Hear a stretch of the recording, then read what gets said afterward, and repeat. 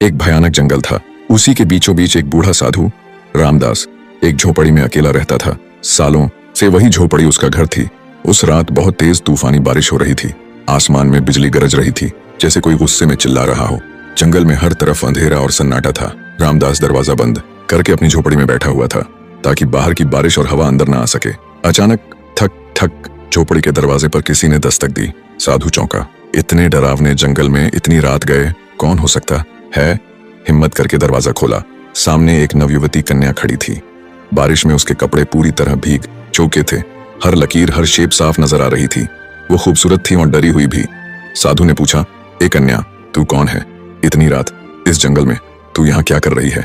लड़की कांपते हुए बोली, बाबा जी, मैं पास वाले कामराज नगर की रहने वाली हूँ। मेरा नाम अनिता है। मैं बहुत डरी हुई हूँ। उसकी आवाज थरथरा रही थी। कुछ लोग मेरे पीछे पड़े हैं। वो मुझे मारना चाहते हैं, मेरी इज्जत लूटना चाहते हैं। मैंने अपनी जान बचाकर यहाँ तक भाग के आई हूँ। कृपया मुझे बचा लीजिए। रामदास ने उसे अंदर बुला लिया। उसके लिए चटाई बिछाई और दिया जलाया। झोपड़ी में अब सिर्फ दिए की हल्की रोशनी थी और बाहर तूफान की आवाज। अनिता की आंखों में डर था।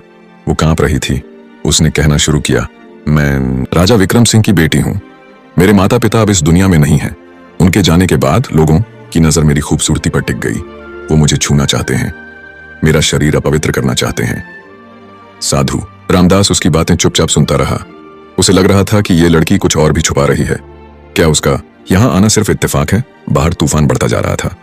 झोपड़ी के अंदर सिर्फ दो लोग थे, एक बूढ़ा साधु और एक जवान कन्या। कुछ देर बाद अनिता बोली, बाबा, मैं बहुत डरी हुई हूँ। क्या आज की रात आप मुझे यहाँ रहने देंगे? रामदास ने उसकी तरफ देखा। उसकी आंखों में मासूमियत और डर दोनों थे। बूढ़े बाबा ने कहा, हाँ बेटी, आज रात तुम यहीं रहो।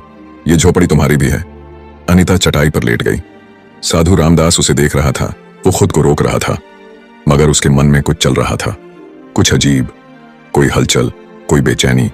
सालों से सोए हुए जज्बात आज रात अचानक जाग उठे थे। रामदास के दिल में एक अजीब सी हलचल मची हुई थी। जवानी का जोश और प्यार की एक अनजानी दुनिया, सब कुछ उसकी आंखों के सामने घूमने लगा। वो मन ही मन सोच रहा था, ये रात कैसे कटेगी? मैं खुद को कैसे रोकूंगा? उसने आंखें बंद करके सोने की कोशिश की, पर नींद आंखों से कोसों दूर थी। अनिता की भीगी हुई छवि बार बार उसकी आंखों में तैर रही थी। दिल की धड़कन तेज होती जा रही थी। इसी बेचैनी में सिसकियों की आवाज आई। रामदास चौंक गया।